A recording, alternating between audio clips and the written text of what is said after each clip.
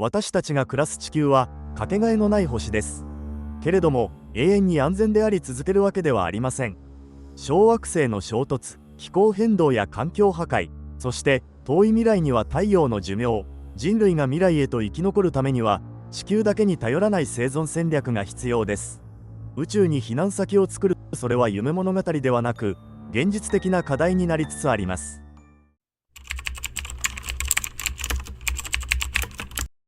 太陽は現在中年期にあります。しかしあと50億年もすれば燃料を使い果たし赤色巨星へと膨れ上がる。その時地球は熱に包まれ、海は蒸発し、生命の痕跡すら消え去るでしょう。けれども危機はもっと近くにも潜んでいます。数千万年に一度は必ず訪れるという巨大隕石の衝突、近傍で起こる超新星爆発やガンマ線バースト、そのどれもが人類文明を壊滅させる可能性を秘めています。地球にとどまることは実はリスクの上に成り立った選択なのです。だからこそ地球を出て拠点を分散させることが長期的な生存の鍵となります。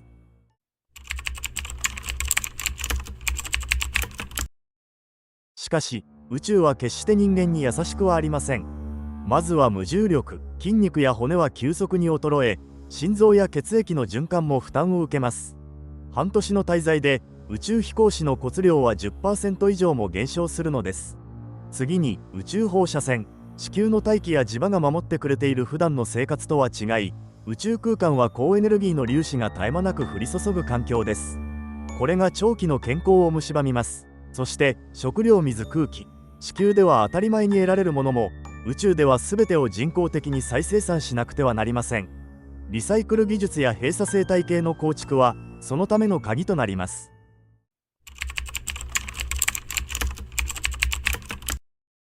では最初の一歩はどこになるのでしょうか。月、地球からわずか3日で到達できる最も近い天体です。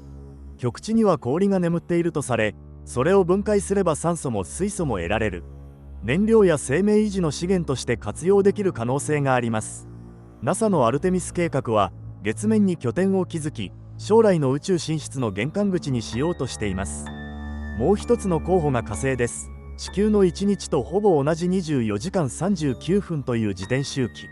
かつては川や海が存在した痕跡。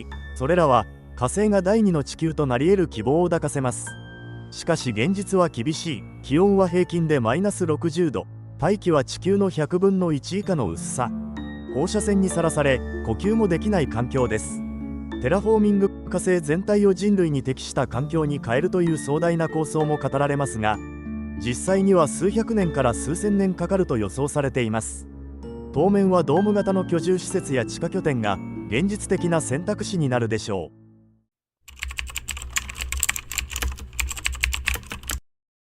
さらに夢は太陽系を超えて広がります。もし別の恒星系に移住できれば人類の寿命は格段に延びる。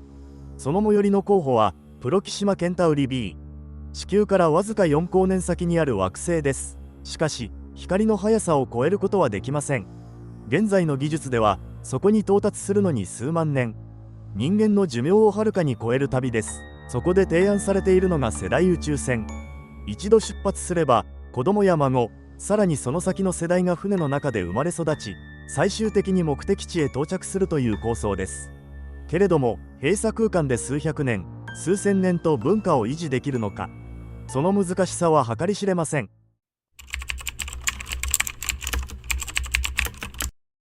それでも技術は着実に前へ進んでいます。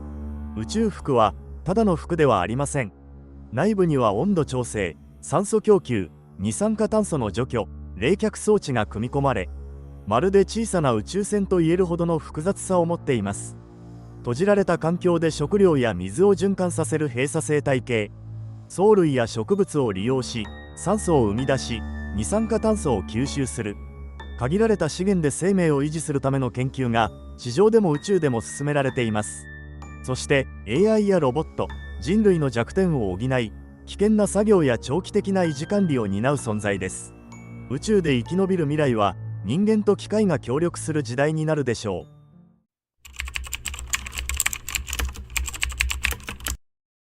ここで立ち止まって考えたいことがあります。生き延びるとは一体何を意味するのでしょうか。肉体が生き続けること、文明が続くこと、あるいは人類が残した痕跡を未来に託すこと。 NASA のボイジャー探査機に搭載されたゴールデンレコードには、音楽や挨拶、地球の音が収められています。それは人類が宇宙に残した永遠のメッセージです。たとえ私たち自身が宇宙で暮らせなくても、文化や知識を残すことができる。それもまた人類が生き延びる一つの形なのかもしれません。